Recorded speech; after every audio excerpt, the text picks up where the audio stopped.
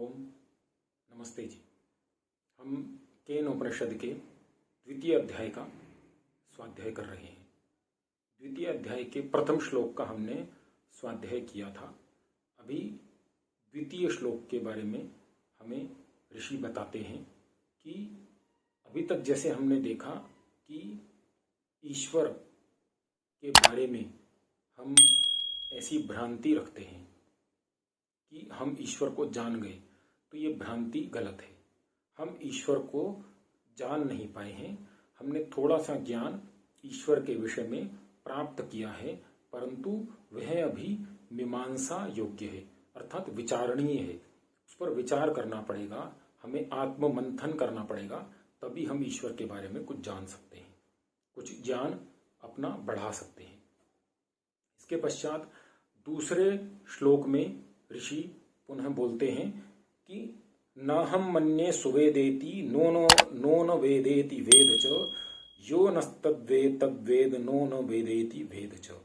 नाहम मन्ये सुवेदेति कि नाहम मन्ये सुवेदेति, मैं ईश्वर को अच्छी प्रकार से नहीं जानता हूं। एक व्यक्ति बोलता है कि नाहम मन्ये सुवेदेति नो न वेदेति वेद च, वह तो ईश्वर को नहीं जानता है। और दूसरा व्यक्ति क्या बोलता है कि यो नस्तद्वेद तद्वेद नो न वेदेति वेद च, वह बोलता है कि मैं ईश्वर को जान नहीं सकता हूं और वह भी ईश्वर को नहीं जानता है। अब दोनों में अंतर क्या हुआ? पहले वाला जो व्यक्ति है वह जैसे कोई साधारण व्यक्ति है, आध्यात्मिक नहीं है, उस व्यक्ति से हम ईश्वर के बारे में प्रश्न करेंगे तो वो बोलेगा कि ईश्वर के बारे में ज्ञान प्राप्त करके मुझे क्या करना है, क्या मिलेगा मुझे उसमें कोई इच्छा नहीं है उस विषय को प्राप्त करने की, उस ज्ञान को प्राप्त करने की। तो वो व्यक्ति जो है वो बोलता है कि मुझे ईश्वर के बारे में बिल्कुल भी ज्ञान नहीं है और मुझे इच्छा भी नहीं है। और दूसरा व्यक्ति जो ईश्वर के विषय में बहुत जान सका है, बहुत जान चुका है, बहुत ज्ञान प्राप्त कर चुका है, वो भी यही बोलता है कि मुझे ईश्वर के बारे में कुछ भी ज्ञान नहीं है।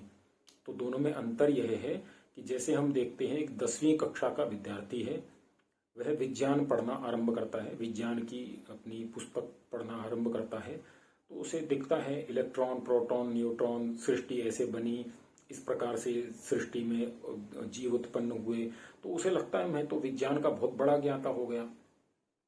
वो अगली कक्षा में जाता है 12वीं में, तो उसे और थोड़ा सा देखने को समझने को मिलता है। फिर वो स्नातकोत्तर में जाता है, उच्चतर शिक्षाओं को पढ़ता है, तब उसे समझता है कि 10वीं में जो मैंने ज्ञान प्राप्त किया था 10वीं कक्षा में, वह तो कुछ भी नहीं था, और आज जो मैंने ज्ञान प्राप्त किया है वह भी शून्य के बराबर ही है, क्योंकि आगे अब उसे समझ में आता है कितना ज्ञान का अथाह भंडार है।